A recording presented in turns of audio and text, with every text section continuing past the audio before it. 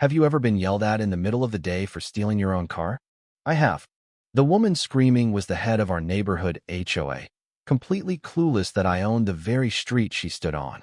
This is the tale of how I went from being the HOA's punching bag to the guy who owned the entire block, and how one woman's obsession nearly cost me everything. After selling my tech startup for $38 million, I moved to a serene, upscale neighborhood called Willow Creek. I craved peace, fresh air, maybe a small garden, definitely not neighborhood drama. The house I chose was a stunning brick colonial at the end of a cul-de-sac with a 3-car garage. It seemed like the perfect retreat.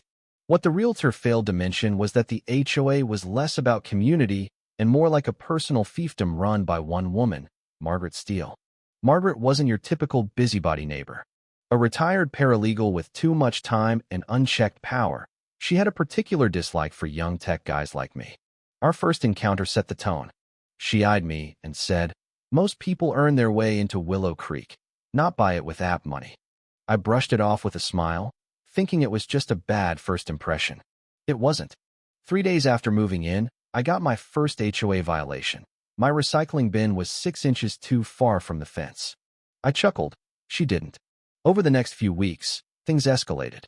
Margaret patrolled the street, clipboard in hand, nitpicking fake violations on my property. I complied, adjusted, even measured my lawn with a ruler once. It didn't matter, she had me in her crosshairs. Then it got weird. My security cameras went offline for 20 minutes one day.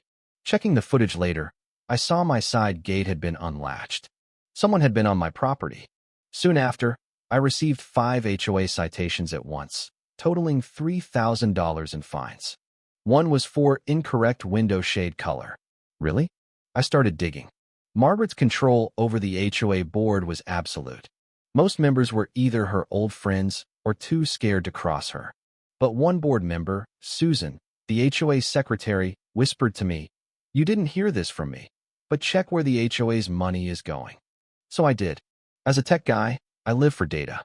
The HOA's financials were a mess. Drained reserve funds, bloated payments to companies like S&S Property Management and Steel Landscaping LLC, both tied to Margaret's relatives. Maintenance was billed, but never done. The community pool hadn't been inspected in years.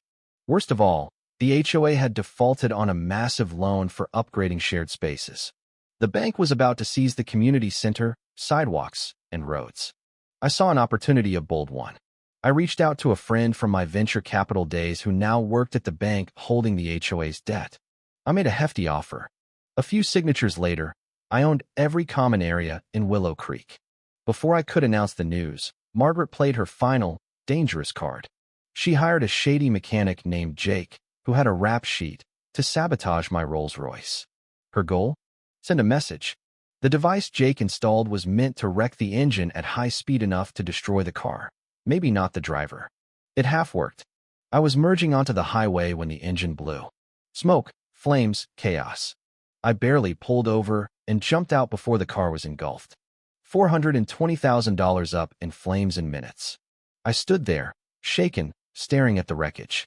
That car represented everything I'd built, now reduced to ash over petty HOA rules. When I got home, bruised and furious, guess who was waiting in my driveway? Margaret, with 2 cops. She'd called 911, claiming my Rolls-Royce was stolen. I calmly handed over the title, my ID, and showed the police photos of the burning car plus security footage of Jake sneaking into my garage. Margaret's smug grin faded when the cops realized she'd filed a false report about the car she'd tried to destroy. That's when I dropped the bomb. Every resident received a certified letter containing the deed transfer proving I now owned all their roads and common areas, a forensic report about my car, and a breakdown of the HOA's mismanaged funds. I pledged to cut HOA fees by 30%, cancel the shady contracts, and ensure financial transparency. I even offered not to press charges if Margaret stepped down quietly. The neighborhood was floored, some were mad, some embarrassed, all felt betrayed.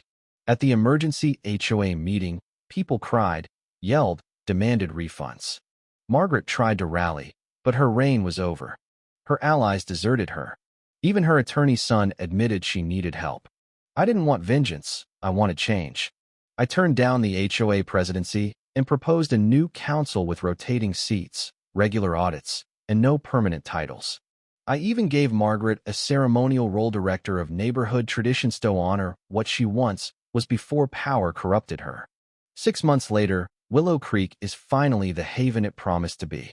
Families are friendly again, the park's been revamped, and yes, I bought a new Rolls-Royce. I park it front and center. Margaret's in treatment now. At the last block party, she handed me a lemonade and said, "We should plan a car show sometime." I smiled. That's a damn good idea. So what would you have done? Pressed charges or rebuilt the community like I did? Drop your thoughts in the comments. Got your own HOA horror story? Let's hear it.